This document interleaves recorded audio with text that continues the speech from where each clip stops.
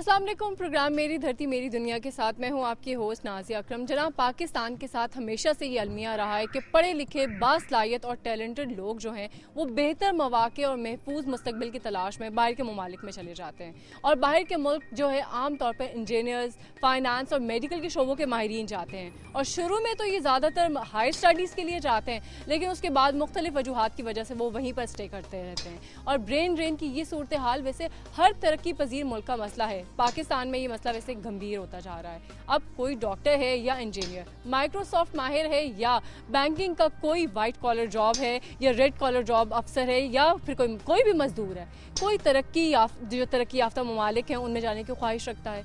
Brain drain के ये अमल जो है मुल्क को अच्छे जो पेशा वराना लोग हैं उनसे महरूम कर देता है और तरक्की पजीर मुल्क के टैलेंट के हवाले से भी जो है वो बहरान का शिकार हो जाता है। पढ़े लिखे बाशऊर और हुनरमंद अफराद जो हैं जिन्होंने मुल्क की तरक्की में बहुत अहम किरदार अदा करना होता है, जब वो मुल्क से बाहर चले जाते हैं तो फिर मुल्क की तरक्की की रफ्तार भी जो है बहुत सुस्त हो जाती है। लोग हमारे यहाँ बाहर के ममालिक जाने को क्यों तरजीह देते हैं, इस बारे में आज हम बात करेंगे और आपके ख्यालात भी जानेंगे। जी नाज़रीन, हम बात करें कि हमारे मुल्क का जितना टैलेंट है वो बाहर के मुल्कों में क्यों चला जाता है, उसकी क्या रीज़न्स हैं, हम लोग उससे बात करेंगे और उनके ख्यालात जानेंगे कि वो क्या सोचते हैं इस बारे में। हम बात करते हैं एक स्टूडेंट से। अस्सलाम वालेकुम। वालेकुम अस्सलाम। हम बात करें कि हमारे मुल्क का जो हमारे मुल्क में ब्रेन ड्रेन का बहुत ज़्यादा इशू है। जो हमारे पढ़े लिखे लोग हैं, जो हमारे स्किल्ड पीपल हैं, वो बाहर के मुल्क चले जाते हैं। आपके ख्याल में क्या रीज़न है, क्यों चले जाते हैं? इसकी दो वजूहत हैं, एक इकनॉमिक और दूसरा अपॉर्चुनिटी के। यहाँ पे तनख्वाहें कम मिलती हैं और इसके अलावा बहुत अपॉर्चुनिटी भी कम है, जिस वजह से लोग यहाँ से जाते हैं। बाहर के लोग, उनके पास पैसा ज़्यादा है, अमेरिकन और ख़ासकर यूरोपियन ममालिक, तो वो हमारे स्किल्ड पीपल लेकर तरक्की करते हैं। उनकी तरक्की की वजह भी सबसे बड़ी यह है कि वो पूरी दुनिया से स्किल्ड लोग जो हैं उनको ख़रीद लेते हैं पैसा ज़्यादा होने की वजह से। और दूसरी वजह यह है कि अपॉर्चुनिटी यहाँ पे हमारे मुल्क में अपॉर्चुनिटी भी बहुत कम है। लोगों के पास अपॉर्चुनिटी नहीं है, वो कुछ कर तो लेते हैं लेकिन उससे आगे वो उनको मौका ही नहीं है। कि बाहर के ममालिक जो है ख़रीद लेते हैं। ख़रीद लेने से क्या मुराद है भाई? जो एक इंसान यहाँ से गया है, उसने पढ़ाई पे, यहाँ हमारे एक बच्चा अगर पढ़ता है, उसने पढ़ाई पे पैसे लगाए, मेहनत की है और उस सारी मेहनत, उस सारे खर्चे के बाद अगर वो उसको यहाँ पे वो रिटर्न नहीं मिलता और बाहर के मुल्क जाके अगर उसकी कदर की जाती है, उसको वो रिटर्न मिलता है, तो उसमें आपके ख्याल में कोई बुराई है? नहीं, इसमें मैं बुराई की बात नहीं कर रहा। वो तो उनके लिए बेहतर है जो यहाँ से चले जाते हैं, लेकिन ये हमारे मुल्क का नुकसान है। हमारे मुल्क को चाहिए कि इस चीज़ को रोके, वो यहाँ पे उनको अपॉर्चुनिटी दे, उनको तनख्वाहें बढ़ाए ताकि जो स्किल्ड लोग हैं वो बाहर ना जाएं। अच्छा, मुल्क तनख्वाहें बढ़ाए, ये सब कुछ करे, मुल्क कैसे ये सब कुछ कर सकता है? आपको हमारे मुल्क की कंडीशन, पॉलिटिकल कंडीशंस और इकोनॉमिकल कंडीशंस का पता है, तो क्या इस सारे सिनेरियो में, प्रेजेंट में, आप क्या सजेस्ट करते हैं कि क्या हम बेहतरी ला सकते हैं? लेकिन उनको सारे लोगों की, आम जो लोग हैं, जो मुलाजिम हैं, उनकी तनख्वाहें नहीं बढ़ानी चाहिए, बल्कि जो स्किल्ड पीपल हैं, जिस तरह के मलेशिया में महातीर मोहम्मद ने किया था कि सबसे पहले उसने यही स्टेप उठाया था कि उसने जो बाहर लोग थे, उसके स्किल्ड पीपल, उसने अपने मुल्क में वापस बुलाया था और उनको तनख्वाहें ज़्यादा दी थी ताकि वो अपने मुल्क में काम करें। और फिर उसका आप रिजल्ट देख लें कि कितनी तरक्की की है मलेशिया। यहाँ पे और भी बहुत सारे स्टूडेंट्स मौजूद हैं, हम उनसे बात करते हैं। अस्सलाम वालेकुम जी। वालेकुम अस्सलाम। आप मुझे एक बात बताएं कि आप जब अपनी स्टडीज़ कंप्लीट करेंगे, आप बाहर निकलेंगे, अगर आपको यहाँ अपॉर्चुनिटी नहीं मिलती, बाहर मिलती है, तो आप क्या करेंगे? यहीं रहेंगे, फिर भी अपॉर्चुनिटी तलाश करेंगे या बाहर चले जाएंगे? नहीं, मैं कभी भी बाहर जाने को प्रेफर नहीं करूँगा। मैं हमेशा अपने ही मुल्क में, चाहे मुझे किसी भी सेक्टर में काम करना पड़े, मैं हमेशा अपने ही मुल्क को प्रेफर करूँगा। जैसे कि वो कहते हैं ना, सूखी रोटी खा, ठंडा पानी पी, गैरतमंद कौम का फ़र्द बन के जी। मैं एक गैरतमंद कौम के फ़र्द की हैसियत से बाहर जाकर दूसरे लोगों के अंडर काम करने से ज़्यादा प्रेफर यही करूँगा कि यहाँ के हालात में मुझे जो कुछ भी मिले मैं उसी पे इक्तफा करूँ। सही। जो प्रोग्राम देख रहे हैं और जो स्टूडेंट्स, आप उनको क्या मैसेज देना चाहेंगे कि मुल्क में रहें, चाहे जो मर्जी कंडीशंस हो, चाहे आप मर जाएं, चाहे आपको जॉब मिले या ना मिले? जो लोग मेरा ये प्रोग्राम देख रहे हैं ना, मेरी उनसे यही इल्तिजा है और मैं उन्हें यही सजेस्ट करूंगा कि हमेशा अपने रिसोर्सेज से फ़ायदा उठाने की कोशिश करें और अपने ही मुल्क में रहकर इसे तरक्की देने की कोशिश करें, ना कि इस मुल्क के हालात से मायूस होकर बाहर चले जाएं और तुम्हारा जो टैलेंट है वो बाहर के लोग यूज़ करें और जो नहीं इधर के लोग हम उससे फ़ायदा उठा ले। सही, बहुत शुक्रिया जी नाज़रीन। यहाँ पे और भी बहुत सारे लोग हैं और यहाँ पे मतलब होता ये है कि हमारे यहाँ बहुत कम लोगों में ये जज्बा होता है कि चाहे कुछ भी हो जाए, चाहे मुल्क की हालात जैसे मर्जी हैं, चाहे अपॉर्चुनिटीज़ और ऑप्शन है या नहीं है, लेकिन उन्होंने इसी मुल्क में रहना है और यहीं रह के अपने टैलेंट का जो है फ़ायदा उठाना है। हम एक और स्टूडेंट से बात करते हैं। अस्सलाम वालेकुम। वालेकुम सलाम। हम बात करें ब्रेन ड्रेन की, कि हमारे यहाँ जो है जितने टैलेंटेड और स्किल्ड पीपल हैं वो बाहर चले जाते हैं। आपके ख्याल में क्या रीज़न है? इसकी अलॉटमेंट रीज़न्स हैं। इसमें एक तो लैक ऑफ सिक्योरिटी है, जैसे कि हम पिछले कुछ ईयर से देख रहे हैं कि हमारा मुल्क जो है वो सिक्योर नहीं है due to some blast reasons. इसके अलावा अपॉर्चुनिटीज़ की थोड़ी सी कमी है हमारी जो गवर्नमेंट लेवल के ऊपर। कोई थोड़ी सी कमी है अपॉर्चुनिटीज़ की या खासी कमी है? नहीं, अभी थोड़ा सा ट्रेंड चेंज हो रहा है, लेकिन अभी तक जो है वो हमारी जो बेसिक जैसा कि सारे ग्लोबलाइजेशन जो आ रही है, इंडस्ट्रियलाइजेशन शुरू हो रही है, हमारा मुल्क अभी तक जो है वो वही चीज़ें जो एग्रीकल्चरल चीज़ें हैं उनके ऊपर उसने फोकस किया। इंडस्ट्रियलाइजेशन तो हो रही है, लेकिन आपको अपने मुल्क के कंडीशंस का पता है, ना बिजली है, ना गैस है, ना पानी है, कुछ भी नहीं मिल रहा है। इंडस्ट्री कहाँ से लगेगी, कहाँ से चलेगी, कहाँ से जॉब्स क्रिएट होंगी? लेकिन यही तो मैं आपको बता रहा हूँ ना कि अपॉर्चुनिटीज़ कम है, लेकिन उसका सोल्यूशन ये है कि अगर हम जो है वो कोई इस तरह के इंडस्ट्रियलाइजेशन एक इंडस्ट्री लगा देते हैं कुछ चीज़ के ऊपर, तो उसमें अपॉर्चुनिटीज़ आती हैं। इंजीनियर भी हमारे मुल्क में जो है वो काम करेंगे। हमारे मुल्क में अगर हम कोई एक गवर्नमेंटल लेवल के ऊपर हॉस्पिटल वही हैं जो 1947 के हैं, अब हमारे रोड्स वही हैं जो 1947 के हैं। हम कोई फ्यूचर प्लानिंग नहीं कर रहे, ठीक है ना। चाइना ने फ्यूचर प्लानिंग किसने करनी है आपके ख्याल में? यही मैंने बताया कि गवर्नमेंटल लेवल के ऊपर कुछ इस तरह की प्लानिंग हो कि हम उसको फ्यूचर प्लानिंग में यूज करें। तो आपके ख्याल में ब्रेन ड्रेन का सारी वजह गवर्नमेंट है? यही वजह है कि हमारे लोग बाहर चले जाते हैं क्योंकि हमारी गवर्नमेंट बुरी है, कुछ कर नहीं रही? This is the only reason you think? That is not only reason. देखो, आदमी की अल्टीमेट जो गोल है दैट इज प्लेजर। जहाँ पे उसको प्लेजर मिलता है वो हमेशा प्लेजर की तलाश के लिए जो है वो चलता है। इकोनॉमी भी एक फैक्टर है, लेकिन प्लेजर जो है वो बहुत बड़ा फैक्टर है। अब प्लेजर हासिल करने के लिए अगर उसको हमारे मुल्क के जो लोग बाहर चले जाते हैं, अपने फैमिली से दूर हैं, अपने प्यारों से दूर हैं और मेहनत कर रहे हैं, कमा रहे हैं, उसमें क्या प्लेजर है आपके ख्याल में? देखें जी, हम बात कर रहे हैं अभी ना ब्रेन ड्रेनेज की। अब उसमें ये है कि जो वो विद फैमिली जाते हैं, या तो अगर कोई बहुत कम लोगों की बात करें जो विद फैमिली जाते हैं। बहुत बहुत शुक्रिया। एनीवेज यहाँ पे एक और साहब हैं, उनसे बात करते हैं। अस्सलाम वालेकुम जी। वालेकुम अस्सलाम। हम बात कर रहे हैं, आप जैसे हमारी गुफ्तगू सुन भी रहे हैं कि हम ब्रेन ड्रेन की बात कर रहे हैं, तो आपके ख्याल में जो लोग बाहर चले जाते हैं, क्या वो खुशी से जाते हैं बाहर या फिर उनको मजबूरी के तहत यहाँ से जाना पड़ता है? देखिए, सबसे पहले तो हमें इस चीज़ को पॉजिटिव सेंस में लेना होगा कि किसी आदमी का बाहर जाना या वो नेगेटिव सेंस नहीं है और या कोई नेगेटिव नहीं है। हमारे मुल्क के लिए बड़ा अच्छा है क्योंकि इंफॉर्मेशन शेयरिंग होती है, रिसोर्सेज शेयर होते हैं, वहाँ से जाके लोग बड़े अच्छे स्किल्ड होके आते हैं। बाहर जाना कोई बुरी बात नहीं है, बाहर जाना चाहिए कौम को, और जाकर वहाँ से स्किल्स हासिल करके वापस अपने मुल्क में आना ये इंतहाई ज़रूरी है। अच्छा, तो आपके ख्याल में कितने लोग ऐसा करते हैं, बाहर जाते हैं, बाहर पढ़ लिख के आपके ख्याल में लोग वापस आ जाते हैं? ये आपका बड़ा अच्छा यानी कि आपने पॉइंट रेस किया है, लेकिन उसके पीछे काफ़ी सारे फैक्टर्स होते हैं। देखिए, आप सबसे पहले तो जो आपके मुल्क को लेकर चलता है वो आपका पॉलिटिकल इंस्टीट्यूशन होता है। आपका पॉलिटिकल इंस्टीट्यूशन क्या काम करता है? वो प्लानिंग करता है। जब प्लानिंग करता है तो वहाँ के नौजवान के अंदर होप पैदा करता है ताकि वो उस काम को करने की सलाहियत पैदा करता है। मुझे एक बात बताएं, आपको हमारी पॉलिटिकल कंडीशंस का नहीं पता, हमारे यहाँ क्या हो रहा है? प्लानिंग, लंबी चौड़ी प्लानिंग हो रही है, सिर्फ प्लानिंग ही हो रही है। शायद पिछले कई सालों से सिर्फ प्लानिंग्स हो रही हैं, कोई काम आपको होता हुआ नजर आ रहा है? देखिए, प्लानिंग का होना, कागज़ों की हद तक उसे महदूद कर देना, ये कोई प्लानिंग का नाम नहीं है। प्लानिंग असल में वो चीज़ है जो आपने अपने मुल्क के लिए सोचा, आपके मुल्क के लिए फ्यूचर के लिए सोचा, वो नौजवान ने किया।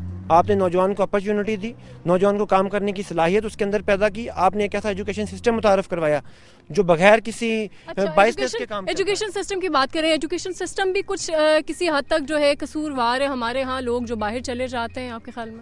देखिए, एजुकेशन सिस्टम आपके किसी भी मुल्क की प्रोग्रेस में, प्रॉस्पेरिटी में एक बैकबोन की हैसियत रखता है, क्योंकि एजुकेशन जो सेक्टर है वो आपके लोगों के अंदर ब्रॉड विजन पैदा करता है, आपके अंदर लॉयल्टी पैदा करता है, आप लोगों को यूनिटी पैदा करता है। आप लोगों के साथ आपको बताता है कि लोगों के साथ किस तरह इंटरेक्ट करना है, लोगों को किस तरह लेके चलना है। प्लानिंग करनी है तो उस प्लानिंग को पॉजिटिव सेंस में किस तरह यूज़ करना है, हम अपने मुल्क के लिए किस तरह काम करना है, हमने दूसरी कौमों के साथ अपने ताल्लुकात को किस तरह बढ़ाना है।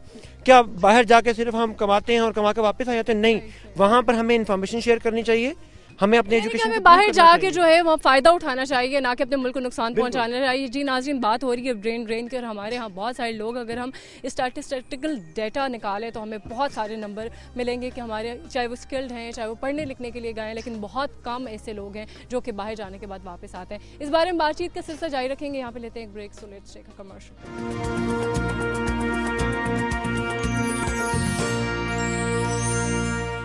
Welcome back after the break. नाज़रीन, हम जो बात कर रहे हैं वो इशू है कि हमारे यहाँ के जो स्किल्ड लोग हैं और जो टैलेंटेड लोग हैं वो बाहर क्यों चले जाते हैं, उसकी क्या वजूहात है और उसके क्या फैक्टर्स हैं और लोग इस बारे में क्या सोचते हैं। मतलब मुख्तलिफ लोगों की मुख्तलिफ राय है। हम एक और स्टूडेंट से बात करते हैं। अस्सलाम वालेकुम जी। वालेकुम अस्सलाम। क्या नाम है आपका? आसिफ रज़ा, MPS के मैं स्टूडेंट हूँ यहाँ पे, और मेरे एल्डर ब्रदर्स हैं, 3 हैं मेरे से बड़े, और they all are in foreign, मतलब तीनों फॉरेन में हैं। एक ही इज़ इन ऑस्ट्रेलिया, एक जो बड़े हैं, और दूसरा है बहरीन में है, third one in Dubai.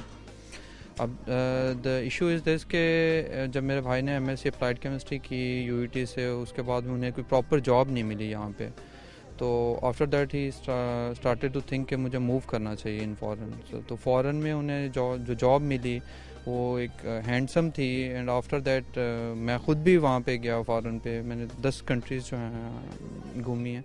Actually वहाँ का पैटर्न जो है वो अट्रैक्ट करता है। अगर आप if you get a job, मतलब एक वो कमिटमेंट आपसे करते हैं तो उसे फुलफ़िल भी करते हैं, और जो एग्रीमेंट आप साइन करते हो उसके अकॉर्डिंगली आपको फैसिलिटीज़ वगैरह मिलती हैं। जो तो आपके ख्याल में जो यहाँ पे एग्रीमेंट्स किए जाते हैं, जो लोग यहाँ पे जॉब्स कर रहे हैं, क्या उनको उनकी कमिटमेंट को फुलफिल नहीं किया जाता? ना, अगर कमिटमेंट उनकी फुलफिल की गई होती तो कॉन्ट्रैक्ट तो उनका बेसिकली 3 इयर्स का था, तो 3 ईयर्स से पहले वो प्रोजेक्ट बंद हो गया था। I don't want to spoil that names के कौन से प्रोजेक्ट में वो वर्क कर रहे थे, कहाँ पे किस कंपनी में जॉब कर रहे थे, but the thing is this कि 3 टाइम्स उन्होंने जॉब अटेन की एंड 3 टाइम्स ही lose the job because of the lack of commitment. मतलब कमिटमेंट यहाँ पे जो की जाती है वो कभी भी फुलफिल नहीं की जाती। यानी कि आप तो बहुत, मतलब हमारा राइट टारगेट है जिन लोगों के बारे में हम बात करेंगे वो मुल्क से बाहर क्यों चले जाते हैं। आपके एक भाई बाहर चले गए, आपके तीनों भाई, यही रीज़न थी कि यहाँ पे अपॉर्चुनिटी नहीं मिल रही थी या लैक ऑफ कमिटमेंट थी? क्या इशूज़ थे? Second was educated person, but वो बिजनेस यहाँ पे कर रहे थे। जब हमारे 2006 में स्लम्प आया स्टॉक मार्केट का, आफ्टर दैट से उनका सारा जो बिजनेस था वो रुइन हो गया। दोबारा से फिर इस्टेब्लिश करने की कोशिश की, लेकिन वो प्रॉपर्ली इस्टेब्लिश हो नहीं सके। आफ्टर दैट ही क्या रीज़न थी? यहाँ पे लोग जो हैं प्रोफेशनल नहीं हैं और लोग यहाँ पे काम करने नहीं देते या करना नहीं चाहते, ये मसला था? ये रीज़न है। आप जब बिज़नेस करते हो तो बिज़नेस में यहाँ पे कमिटमेंट्स जो हैं वो भी फुलफिल नहीं की जाती। आपकी जो पेमेंट्स हैं वो डिले होती हैं, sometime 90 days, sometime it extend to 120 days. मतलब उस पर आपका जो बैकअप होता है, उस बैकअप के ऊपर आप वर्क नहीं कर पाते हो जो बिज़नेस। अच्छा, आप क्या, आपके ख्याल, देखो आपके भी भाई तीनों जिनको आप चाहते थे कि शायद आपके पास है, क्या आप किसको ब्लेम करते हो या किसको रिस्पॉन्सिबल ठहराते हो इस चीज़ के लिए? समहाउ कुछ सिस्टम्स में प्रॉब्लम्स हैं, मैं गवर्नमेंट को ब्लेम नहीं करता हूँ, बट ये कि सिस्टम्स में चेंजिंग्स लानी है, and we are also responsible. मतलब हमें भी, मतलब जब हम लोग यहाँ से पढ़ के निकलेंगे तो जो रिस्पॉन्सिबिलिटीज़ हम पे आती हैं हमें उन्हें भी, हर इंडिविजुअल की अपनी रिस्पॉन्सिबिलिटी, वो रिस्पॉन्सिबिलिटी निभाना बहुत ज़रूरी। बहुत शुक्रिया। हम एक और यहाँ पे स्टूडेंट हैं, उनसे भी बात करते हैं। अस्सलाम वालेकुम जी। वालेकुम सलाम।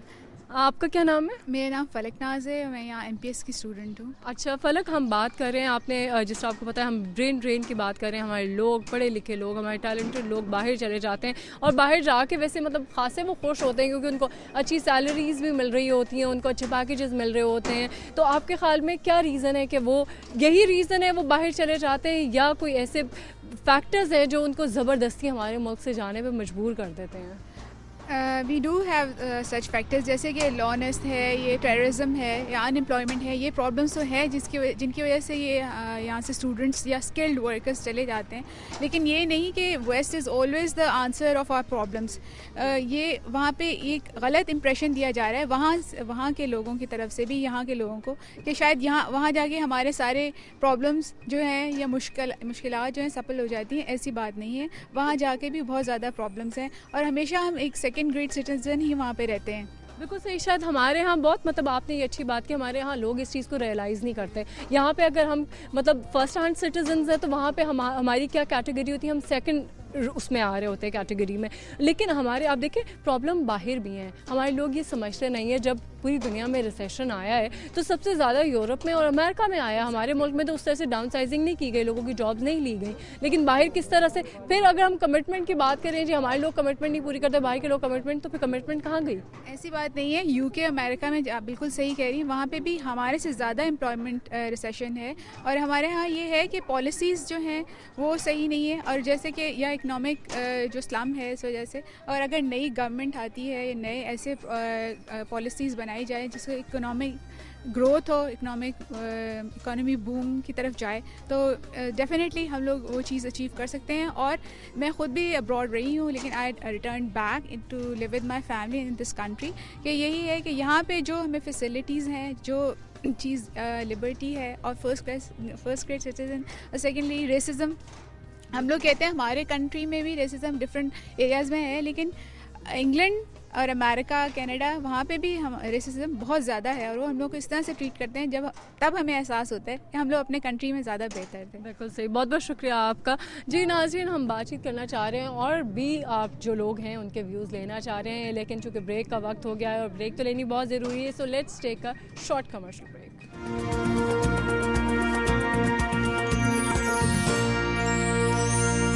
बात कर रहे हैं अपने उन लोगों के बारे में जो कि हमारे मुल्क से दूर चले जाते हैं। कुछ मजबूरियां होती हैं उनको इस मुल्क से जाने पे, जो कि मजबूर कर देती हैं अपने प्यारों से, अपने घर वालों से दूर जाके वो कमाते हैं।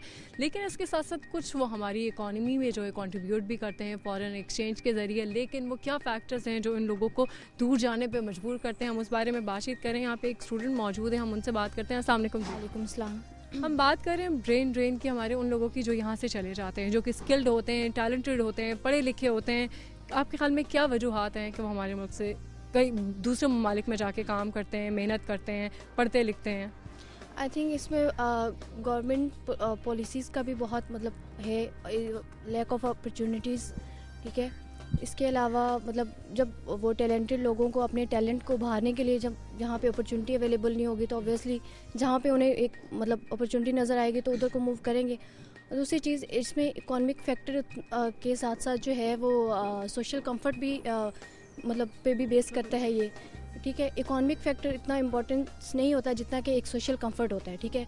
और जब लोगों को सोशल कंफर्ट अवेलेबल नहीं होगा, ठीक है, उनको ऐसे एनवायरनमेंट अवेलेबल नहीं होगा, तो ऑब्वियसली वो। अच्छा, सोशल कंफर्ट की आपने बात की है, तो आपके ख्याल में बाहर लोगों को क्या सोशल कंफर्ट मिल रहा है जो कि यहाँ पे उनको नहीं मिलता?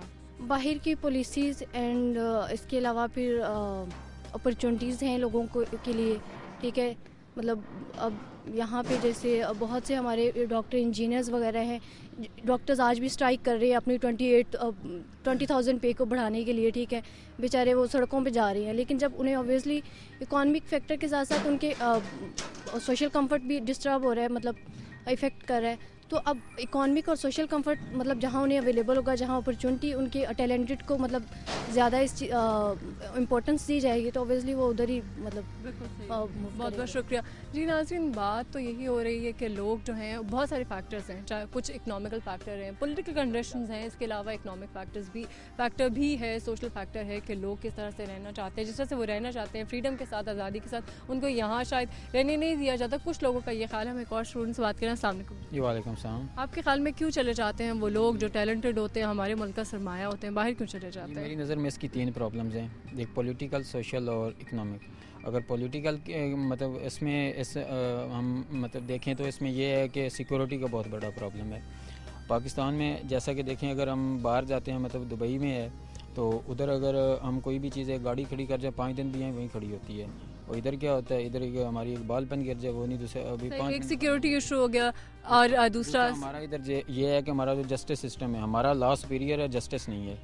होना ये चाहिए कि जस्टिस जो है वो सुपीरियर, इंसाफ जो है ना वो कानून से बालातर होना चाहिए। इधर हमारे पास एक SHO है, उसके पास इतना मतलब अथॉरिटी होती है कि वो किसी आम बंदे को पकड़ कर उधर हवालात में बंद कर सकता है। ये नहीं होना चाहिए।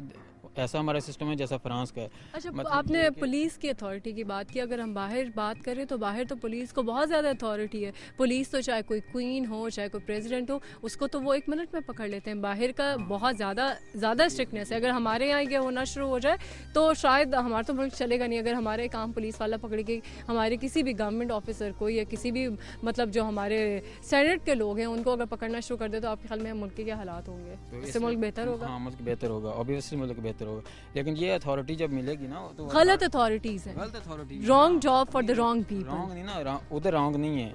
उधर मतलब ये है कि फ्रांस का जो है ना, उधर इंसाफ बालातर है। बहुत शुक्रिया नाज़रीन। जस्टिस की बात करें तो जस्टिस भी बहुत इंपॉर्टेंट है, और जब लोगों को सिक्योरिटी का एहसास नहीं होगा तो वो वाकई ही में ऐसी जगह को जाके ढूंढेंगे जहाँ पे उन्हें जस्टिस मिलेगी, उनको सिक्योरिटी मिलेगी, उनकी इकोनॉमिकल कंडीशंस बेहतर होंगी। एक और स्टूडेंट से बात करते हैं। अस्सलाम वालेकुम। वालेकुम सलाम। हम बात कर रहे हैं हमारे लोगों की, जो हमारा सरमाया है, हमारे मुल्क का सरमाया है, लेकिन शायद उनके बारे में हम रियलाइज़ नहीं करते कि वो कितने इंपॉर्टेंट है हमारे मुल्क के लिए, और हम उनको बहुत आराम से जाने देते हैं और शायद उनको रिटेन करने की भी कोशिश नहीं करते। क्या वजूहात हैं आपके ख्याल में? इसकी एक नहीं, बहुत सारी वजूहात हो सकती हैं। जनरल तो हम तकरीबन सभी कहते हैं कि इकनॉमिक वजह हो सकती है या यहाँ पे सहूलियात का फुकदान है, मगर वो तो बहुत सारे मुल्कों में होता है, मगर उनके बावजूद लोग वहाँ से नहीं जा रहे होते। मेरे ख्याल में एक बहुत बड़ा फैक्टर जो है हमारे सोशल वैल्यूज़ और जो हमारा ओवरऑल सोशल सिस्टम है, बहुत सारी चीज़ें सोसाइटी में डिज़ायरेबल बना दी हैं। हर कोई चाहता है कि उसके बच्चों को अच्छी एजुकेशन भी मिले, एक अच्छी उसकी लाइफस्टाइल हो, एक अच्छा उसके कहते हैं एक इनकम हो, अच्छी रहाइश हो, सब कुछ हो, मगर हम अपने लोगों को अपॉर्चुनिटीज़ प्रोवाइड नहीं करते कि वो सब कुछ अवेल भी कर सकें। उनके ऊपर बहुत एक जो सिलेक्टेड फ्यू लोग हैं उनका जो है कंट्रोल है। जो जनरल लोग हैं अगर वो अच्छी एजुकेशन या ले भी ले तो उनको बहुत स्ट्रगल करनी पड़ती है उन डिज़ायरेबल चीज़ों के लिए। शायद हमारी डिस्ट्रीब्यूशन ऑफ रिसोर्सेज वो सही नहीं है। जो हमारी वेल्थ है वो एक्यूमुलेटेड है कुछ स्पेसिफिक सेगमेंट्स के अंदर, बाकी लोग जो है उनको उसके लिए बहुत स्ट्रगल करना पड़ता है।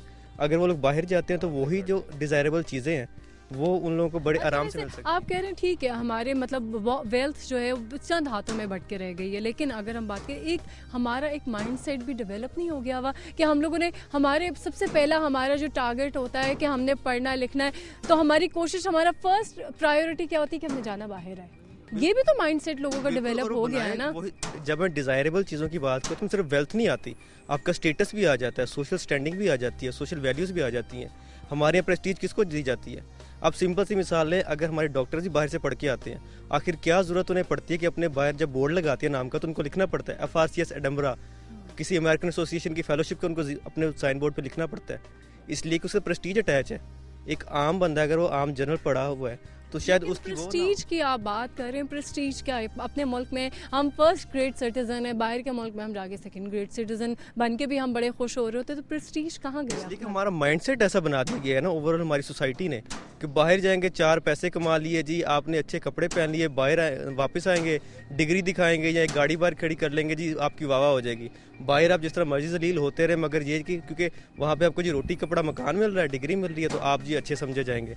तो हमारी माइंडसेट ऐसा बना दिया गया है। लेकिन रोटी कपड़ा मकान अगर हम उन कुछ लोगों की बात करें जो शायद कम है, लेकिन इतने कम भी नहीं कि हम उनका जिक्र ना करें, कि जो बाहर जाते हैं और बाहर जाके रहते वो लिटरली सड़कों के ऊपर हैं। एक एक कमरे में 10-10, 12-12 लोग, यहाँ के यही एक घर में हमारे 2-3 लोग रह रहे होंगे, लेकिन बाहर जाके वो एक एक कमरे में 10-10, 12-12 लोग वो उन कंडीशंस में रहना पसंद कर लेंगे। उनको कोई देखभाल करने वाला नहीं, उनकी केयर करने वाला नहीं, उनको खाने को कोई पूछने वाला नहीं, और मतलब इतनी बुरी कंडीशंस में वो बाहर रहना पसंद कर लेंगे, लेकिन अपने मुल्क में नहीं। क्या रीज़न? अगर हम ब्रेन ड्रेन की बात करेंगे उन लोगों में, और जब हम ब्रेन ड्रेन की बात करते हैं इंटेलिजेंट जो हमारे पढ़े लिखे लोग, हमारे यूथ जो चेंज लेके आ सकते, उनमें डिफरेंस है।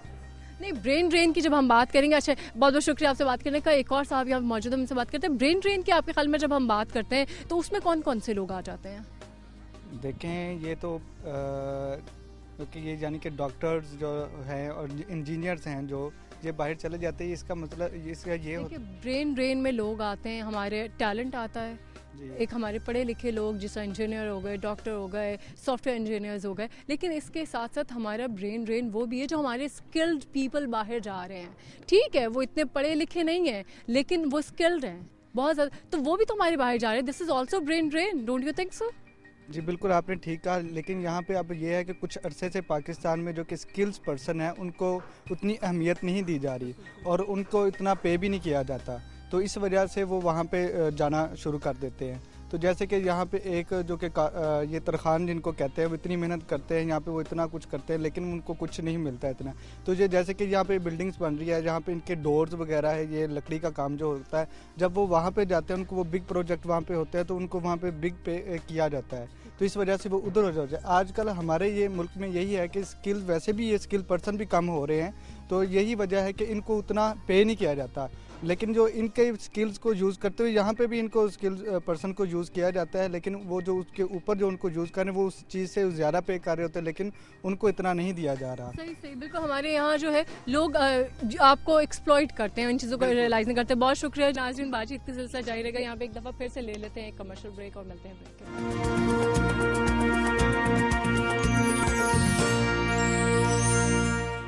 Welcome back after the break. नाज़रीन, हम बात कर रहे हैं ब्रेन ड्रेन के हवाले से कि हमारे यहाँ लोग जो हैं बाहर क्यों चले जाते हैं, क्या वजूहात हैं, मुल्क की क्या कंडीशंस हैं और क्या जो फैक्टर्स हैं उनको बाहर जाने में मजबूर करते हैं। हमारे साथ मौजूद हैं डॉक्टर मोहम्मद हफीज़, जो कि पंजाब यूनिवर्सिटी के सोशियोलॉजी डिपार्टमेंट के हेड हैं। हम उनसे बात करते हैं। अस्सलाम वालेकुम डॉक्टर साहब।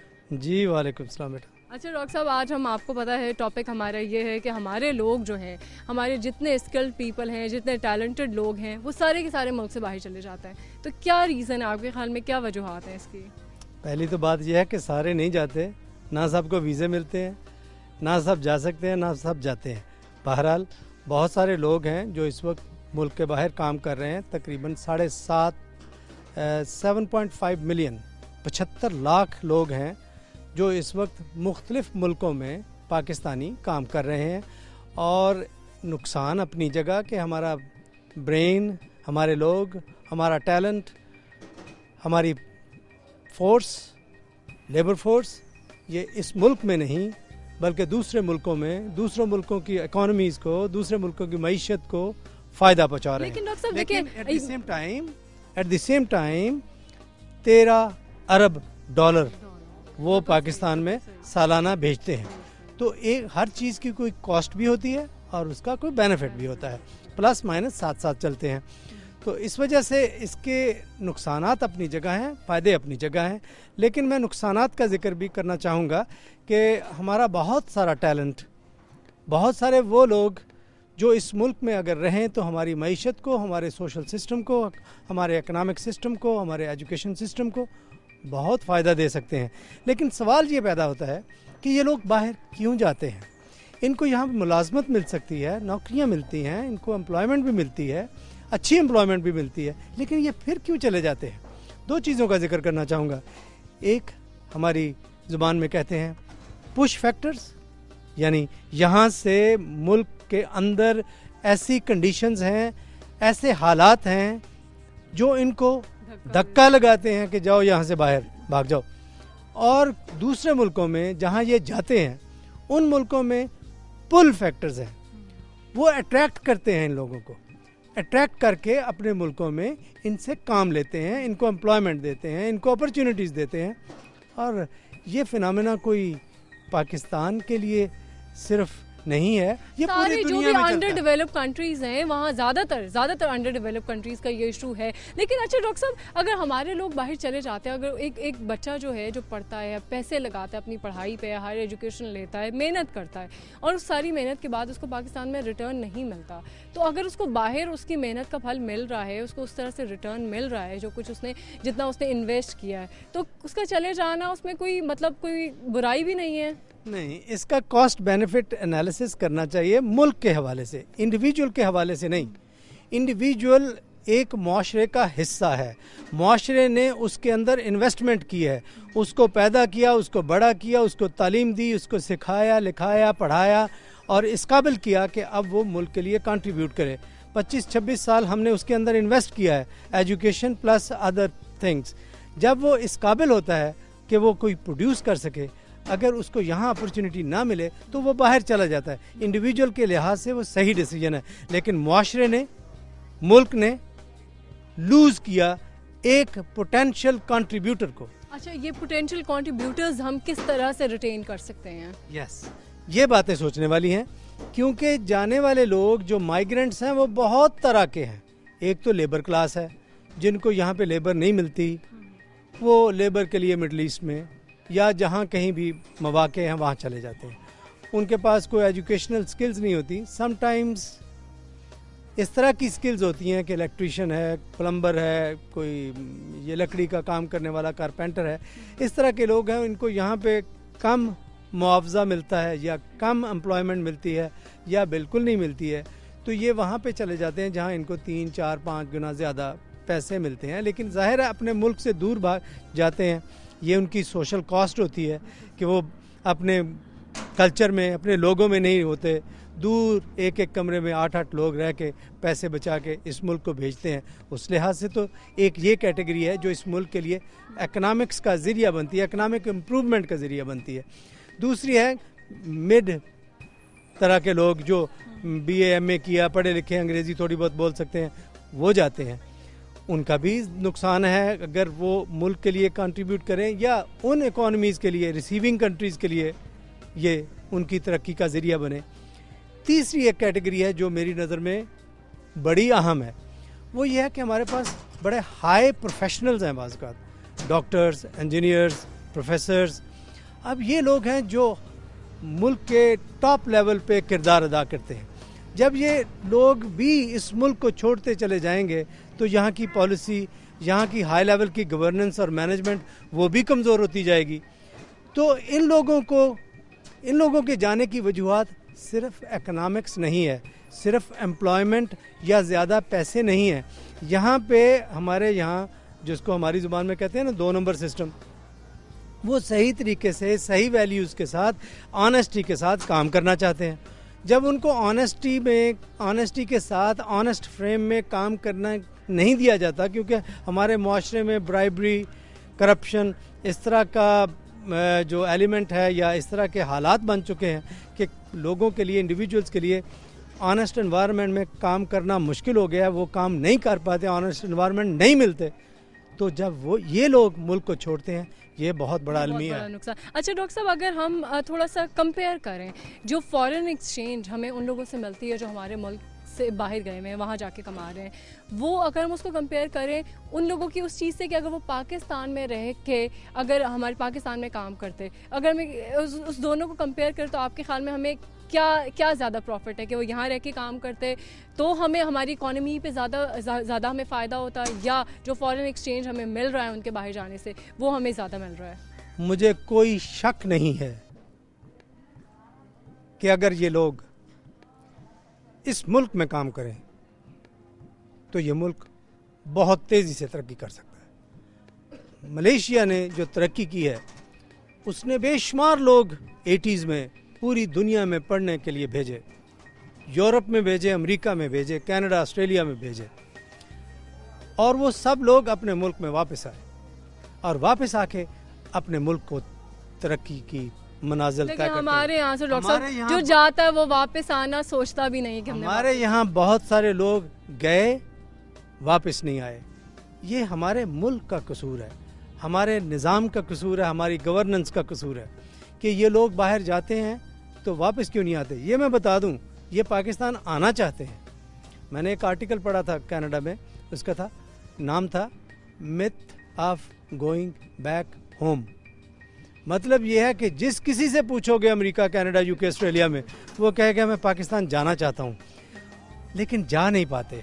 बाज़ औक़ात लोग, मेरे ही दोस्त है एक डॉक्टर अमेरिका में, वो सारा कुछ बेचा के पाकिस्तान आ गया, साल एक रहा यहाँ पे। जो 2 नंबर सिस्टम है उसने उसको तंग किया, पुश किया, ही वेंट बैक।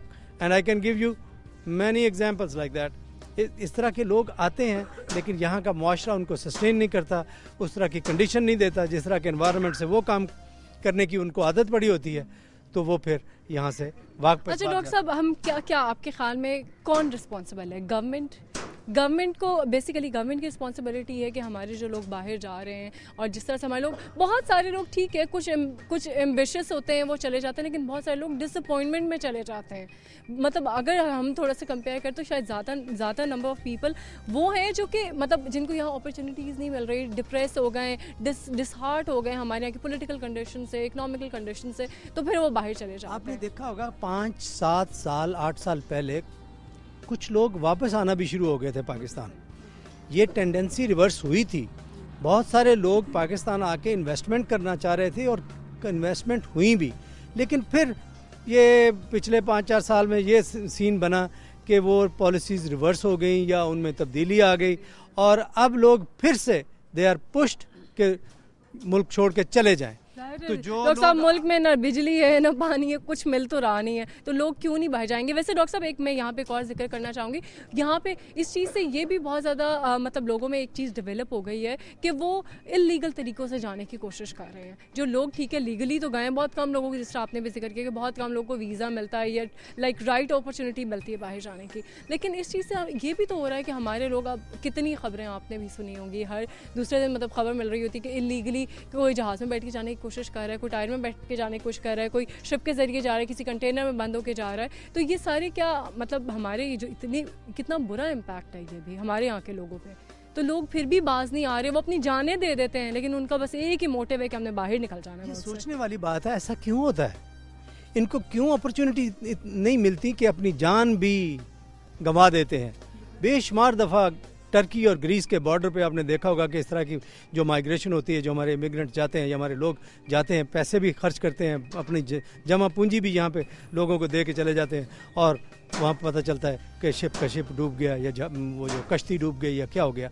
इस तरह के सीन होते हैं। सोचने वाली बात है कि इस तरह के कौन से ऐसे पुश फैक्टर्स हैं कि इन लोगों को यहाँ से इतनी ज़ोर से धक्का दिया जाता है कि वो अपनी जान पे भी खेल जाते हैं, अपने पैसे भी बर्बाद कर जाते हैं। वो वजह क्या है? वो हमारी गवर्नेंस है, वो इस मुल्क के हालात हैं, वो इस मुल्क की कंडीशंस हैं जिनकी वजह से यहाँ हमारे लोगों को एम्प्लॉयमेंट नहीं मिलती है, रोज़गार नहीं मिलता है। वो रोज़गार ना मिलने की वजह से वो बेचारे परेशान होते हैं। इसके साथ एक और टेक्निकल सी बात करूँ, ये शायद जल्दी ना समझ आए, लेकिन आप देखें कि एक हमारी अपने आप से तवक्कुआत बढ़ चुकी हैं। जब तवक्कुआत हमारी अपने आप से बढ़ती हैं तो उन तवक्कुआत को जब यहाँ पे हम पूरा नहीं कर पाते, अपने आप से जो एक्सपेक्टेशंस हैं यहाँ पे पूरी नहीं होती, हम सोचते हैं कि हमारा लिविंग स्टैंडर्ड, लाइफस्टाइल इस तरह का होना चाहिए, वो उस तरह का हमें यहाँ मिल नहीं सकता, तो फिर हमें एक अट्रैक्शन सी होती है कि किसी दूसरे मुल्क में चले जाएं। वहाँ की सड़कें, वहाँ पे रेस्टोरेंट या स्कूल, कॉलेज, यूनिवर्सिटियाँ जो दिखाई जाती हैं हमें टेलीविज़न पे, और उससे एक ये भी होता है ना कि या उन एक्सपेक्टेशंस को मीट करने के लिए जो काम हम यहाँ पे बहुत ज़्यादा मायूब समझते हैं, वो हम बाहर जाके बहुत सुकून से कर लेते हैं, बहुत आराम से कर लेते हैं। ये भी आपने बिल्कुल सही कहा कि बाज़-औक़ात ऐसा होता है कि मैंने ये देखा है कि यहाँ पे कोई PhD या कोई डॉक्टर या कोई इंजीनियर कभी टैक्सी नहीं चलाएगा। अमेरिका, कनाडा, UK, ऑस्ट्रेलिया में ये हाई एजुकेशन के साथ ये टैक्सी का बिज़नेस कर रहे होते हैं या टैक्सी चला रहे होते हैं, क्योंकि पैसे मिल रहे होते हैं, पैसे ज़्यादा मिलते हैं, तो पैसों की वजह से, इकनॉमिक्स की वजह से वो वहाँ पे इस तरह का काम भी करते हैं। तो ये बात ठीक है किसी हद तक कि जो काम यहाँ पे मायूब समझे जाते हैं डिग्निटी ऑफ लेबर की वजह से, दूसरे मुल्कों में हमारे लोग वही काम वहाँ पे करना पसंद करते हैं। जैसे मैंने ये टैक्सी ड्राइविंग की मिसाल दी, या इवन पिज़्ज़ा डिलीवरी की बात है, पिज़्ज़ा डिलीवरर बेशुमार हैं जो एशियन कंट्रीज से वेस्टर्न कंट्रीज़ में जाके काम करते हैं। तो बेसिकली मतलब हमारी जो है गवर्नमेंट को सोचने की ज़रूरत है कि ये हालात हम किस तरह से बेहतर कर सकते हैं। बहुत बहुत शुक्रिया डॉक्टर साहब। जी नाज़रीन, हमारे यहाँ मुख्तलिफ लोगों का मुख्तलिफ ख्याल है कि कुछ पुल फैक्टर्स हैं, कुछ पुश फैक्टर्स हैं, लेकिन जो भी ये फैक्टर्स हैं, चाहे वो इकनॉमिकल हैं, चाहे वो सोशल इशूज़ हैं, चाहे वो पोलिटिकल कंडीशंस हैं, सिक्योरिटी के इशूज़ हैं, लेकिन इन सब इशूज़ ने मिला के हमारी उस सरमाए को मजबूर कर दिया हमारे मुल्क से जाने के लिए, जो कि अगर हमारे मुल्क में हो तो ये हमारी इकॉनमी के लिए बहुत बेहतर और हमारा मुल्क इससे बहुत ज़्यादा तरक्की कर सके। मेरी धरती मेरी दुनिया में इतना ही, फिर हाजिर होंगे। अल्लाह हाफ़िज़।